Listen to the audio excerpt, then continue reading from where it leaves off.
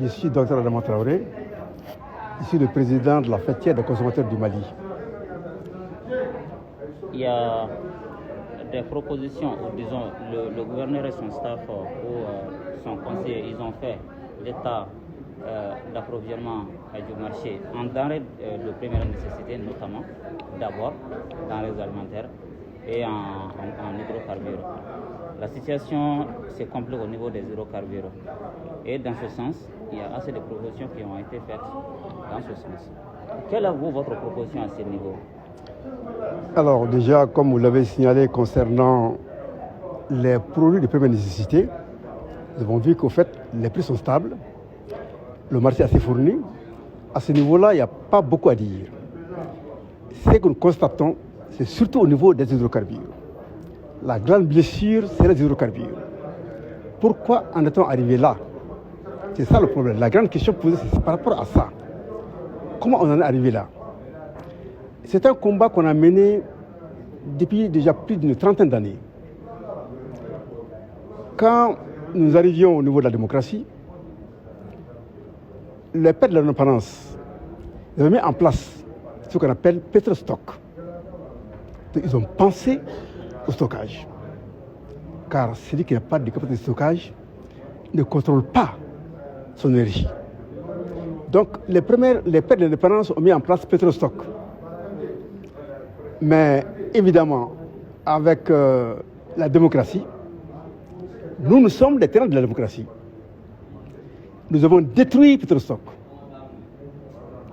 pour après mettre en place l'ORSP, qui est l'Office de régulation du secteur des secteurs pétroliers, l'ORSP, qui s'est transformé après à OMAP, aujourd'hui à OMAPP.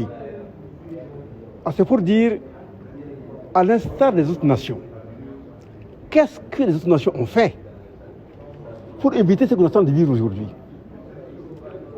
L'État n'a pas de contrôle sur l'importation des hydrocarbures. On a privatisé à tous les niveaux. L'OMAPP n'importe pas 1 litre de carburant sur le Mali, au compte de l'État. Donc tout ce qui rentre au Mali, c'est à 100% privé. Et chaque privé a sa station, plus ou moins. Ou alors, un certain nombre de clients liés à son parc. L'importateur arrive, il fait le dispatching de ses citernes avec ses différents clients. Donc l'État ne contrôle pas. Ce que nous arrivons aujourd'hui, c'est quoi? On avait estimé et reconstitué cet aspect de stockage. Donc il y a 4, 5, 6 ans, ils ont lancé ce qu'on appelle la conception de stock de sécurité, qui répondait à l'esprit du pétrostock. On a amené ce combat. Nous, pendant 6 mois, j'ai fait le tour avec le ministre des Finances pour pérenniser cet esprit de stockage de stock de sécurité. Ça veut dire quoi? Chaque importateur dans le pays, si tu as 10 citernes que tu fais rentrer, tu as un certain nombre de volumes qu'on te prend pour le stock de sécurité. C'est une obligation. Donc c'est une souveraineté de l'État. On ne l'a pas fait. On s'est battu, mais on nous a marginalisés. C'est ça que nous vivons aujourd'hui. Autrement, on aurait pu agrandir les capacités de l'OMAP qui est sur la route, n'est-ce pas, de l'aéroport. C'est ce qu'on a dit, ça permet d'augmenter la capacité. Si on avait aujourd'hui 2, 3, 4, 5 millions de litres de capacité de stockage, est-ce qu'on allait tomber dans ça? Donc la faute, c'est nous-mêmes les Maliens. Parce que le gain facile, ça a des conséquences. Alors nous vivons aujourd'hui les résultats du gain facile. Alors soyons résilients. Nous, on l'a créé, subissons-le, aidons maintenant ceux qui sont là. Parce qu'effectivement, cette équipe des 5 colonels, ils ont une vision. Les généraux. Oui, évidemment, les 5 généraux, excusez-moi. Ils ont une vision. Si on suit cette vision-là, on va s'en sortir. Ils sont sur la voie, effectivement, de la mise en place, le renforcement des capacités de stockage du Mali. Ils ont l'ambition. Il faut qu'on les suive. Mais évidemment, est-ce que les importateurs ont intérêt dans ça? Ça a été saboté par eux.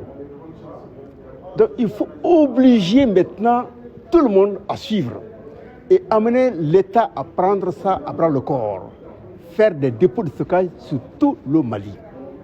Il faut que cela soit fait, comme à l'instar de Petrosi en Côte d'Ivoire, Petrosen au Sénégal, Sonabi au Burkina Faso, Sonidep au Niger, mais ils maîtrisent. Ils n'ont pas ce que nous vivons aujourd'hui. Si on faisait comme eux, même dans le cas de l'AES, il faut que nous soyons à bas de l'échelle. Le Burkina contrôle tout son volume. Le Niger tout son volume. Mais le Mali ne contrôle rien. Alors il faut ce qu'on lance comme appel aux autorités de prendre le corps la mise en place des stocks de sécurité. À l'instant de ce qui s'est passé comme le pétrostock à Akaï, le dépôt à Akaï, c'est au strat maintenant, tout a été détruit. Il faut le prendre. Donc c'est ça que nous voulons. Il faut que l'État prenne ses responsabilités pour mettre en place des capacités de stockage sur tout le Mali. Je vous remercie. Merci bien.